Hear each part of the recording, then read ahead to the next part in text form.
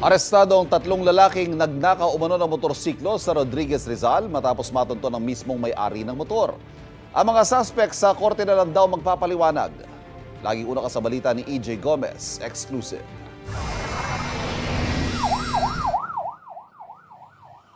Nasa kote ng mga pulis ang tatlong lalaki na sangkot umano sa pagnanakaw ng motorsiklo sa Rodriguez Rizal.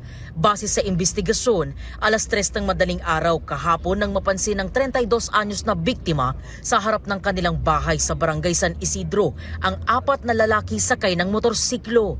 Nagluluto siya ng pagkain ng anak niya kasi ihahatid niya sa school sa itong madaling araw. Nung nakita niya may dalawang motor na pumarada doon sa tapat ng bahay nila, nakita niya yung suspect na ninanakaw yung kanyang motor. So hindi na siya nakakibot dahil maya-maya pinaandar niya pero sabi niya kilala niya. Yung isa sa apat? Yung isa doon sa apat. Pagsapit ng alas 6 ng umaga, nang hiram daw ng motorsiklo ang biktima na kanyang ginamit sa pag-iikot sa lugar para matunto ng kanyang motor. Dahil ang sabi niya, sigurado hindi makakalayo dahil walang gasolina yung kanyang motor. Nakita nga yung motor niya sa isang area na hindi ganong kalayuan doon sa may kanila.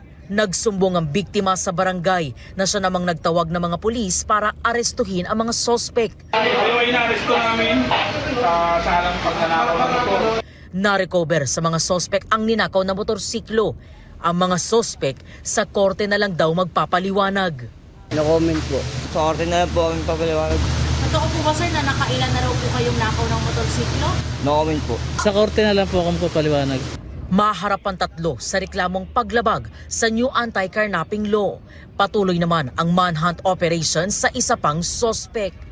Ito ang unang balita. EJ Gomez para sa GMA Integrated News. Igan, mauna ka sa mga balita, mag-subscribe na sa GMA Integrated News sa YouTube para sa iba't ibang ulat sa ating bansa.